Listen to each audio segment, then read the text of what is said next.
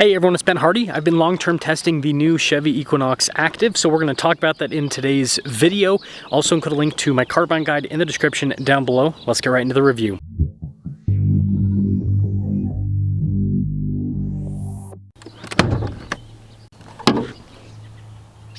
Under the hood, we have a turbo 1.5 liter 4-cylinder that goes through an 8-speed. Fuel economy is 24 around town, 29 on the highway, with power outputs being 175 horsepower and then 203 pound-feet of torque. Before I move forward with this review, I do want to mention if you want to see more videos just like this, then I recommend you subscribe because I post content every single day. Now I will say this paint job is definitely bright and in your face, but I think it works pretty well. Just like a lot of other new GM cars, you got a split light design. So you got the accent lighting up top and then you have the actual headlights and fog lights down below. Mostly blacked out grille with the blacked out Chevy bow tie. There's a camera there at the bottom of the Chevy bow tie as well. And when you put it all together for an Equinox, this is actually a pretty cool looking car. Tire and wheel setup is 235 by 65 by 17 with the wheels. You got the silver on the outside and then the metallic gray in the center. And these are actual all-terrain tires, pretty aggressive for a crossover. Speaking of aggressive, look at the fender flares and the bodywork there at the bottom. This one has these white painted mirror caps and then the roof is white as well. And you know what? I think it actually works. Now when it comes to the key fob, pretty simple. Chevy bow tie there on the back. We've got our lock and unlock remote start opening for the hatch too. Now the cargo space back here is actually pretty solid. It's similar in size to like a Honda CR-V when it comes to cargo space at least. If you pick up this little loop right here, you'll notice we got a little bit more storage underneath too. Yes, the hatch is power for the opening and closing function. The taillight design here is very similar to the new Traverse, but either way it looks good. And again, you have to remember, this is ultimately an economy crossover, and so for an economy crossover, I think that they did a really good job with the style. But let's pop inside. We've got this kind of like tan trim here on the door panel, a little bit of storage down below. Lots of materials on these seats. You've got like suede, you've got cloth, you've got vinyl all mixed together. Legroom back here is actually really good. We've got a little storage pocket, heated seats for the rear. We also have some vents. And of course, a good old-fashioned cup holder armrest. And surprisingly, headroom's actually pretty good. I've got a decent amount of space above me. We do have keyless entry up front. We've got more of that tan trim. The driver window is automatic. You've got power mirror adjustments. This also comes with memory seats, blind spot monitoring with the mirrors, active there on the headrest, and then again you've got the mix of materials here for the front seat. And notice that it's got lumbar support, it's power adjustable too. We've got our button to put this in all-wheel drive mode. You've got auto hold, you've got auto stop start as well. And this is kind of random, but I think the trimmer on the vent is pretty cool. Let's hear that 4-cylinder roar! Now I've got nice soft touch trim all around the steering wheel with another blacked out Chevy bow tie. Just kind of nice silver trim there at the bottom and some stitching. Practical controls for the center, voice command controls, heated steering wheel control there. Cruise control on the other side. We do have paddle shifters there on the back so you can manually shift. And you'll notice we got a traditional turn signal windshield wiper stock. This does also come with a column shifter. Now the gauge cluster itself is fully digital. There's a bunch of different menus that you can scroll through, so it's very customizable in terms of the information that it can display. This does also come with a 360 camera system. Resolution with the camera is actually really good, so it helps out with parking quite a bit. We do get a physical volume control, but everything else is controlled in the touchscreen. This is very responsive. It does come with Apple CarPlay and Android Auto. It also has a nice shortcut bar, but stuff like even your headlights are controlled in the screen now. Speaking of in the screen, when you change drive modes, it will pop up in the screen, and yes, this does come with an off-road mode because, well, it's the Activ.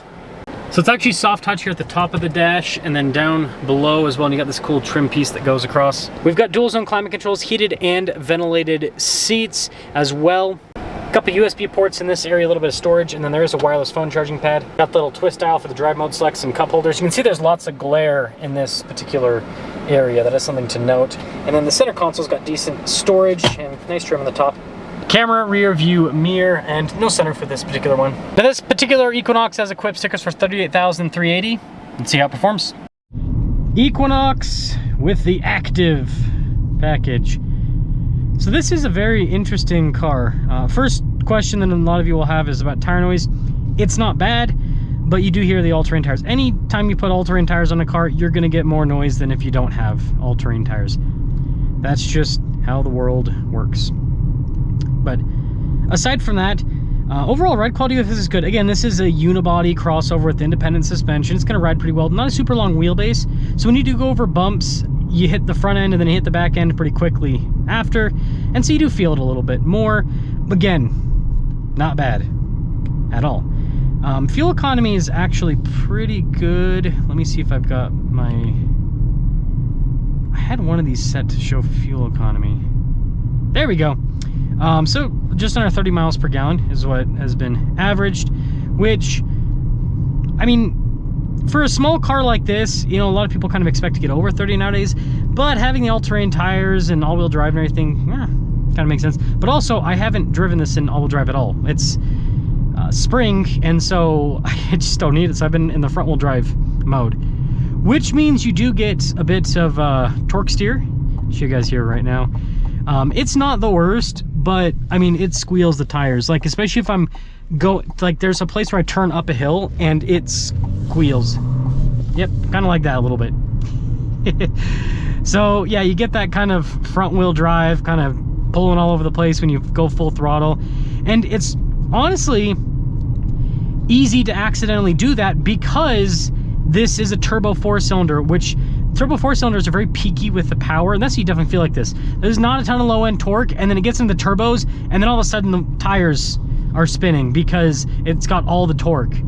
And so having a peaky power band leads to that. Like, again, that hill coming into driving out to here, it's like every single time I make that turn on that hill, it just, the tires just start spinning because it's like I gotta go on the throttle a little bit to get up the hill, and then yeah, it's not the worst thing on the planet, but it, like I said, it's noticeable.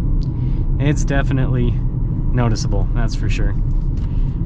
But some other stuff, it's comfortable, it's spacious. This is one thing I do like about modern Chevys, is the interiors are all very spacious. They've done a really good job with making the interiors very open. The new Traverse is a great example. I mean, it's a huge car, but yeah, I mean, this in the segment, you've got good cargo space, you've got good space in the second row, and you've got good space up front as well. And so if you're a, you know, bigger family or just a bigger person, right, this is kind of a smaller car that can actually fit stuff, which is great. Other than that, it's an Equinox, right? This is an A to B car, and I think it does the A to B stuff pretty well. The biggest thing that I can critique the car for is that the build quality is not the best. Like, this little tab to open up the center console is, it's noticeably like crooked. It works just fine. It latches and unlatches perfectly fine, but it's kind of crooked, and so it feels like certain elements in this feel kind of cheap and not so well built.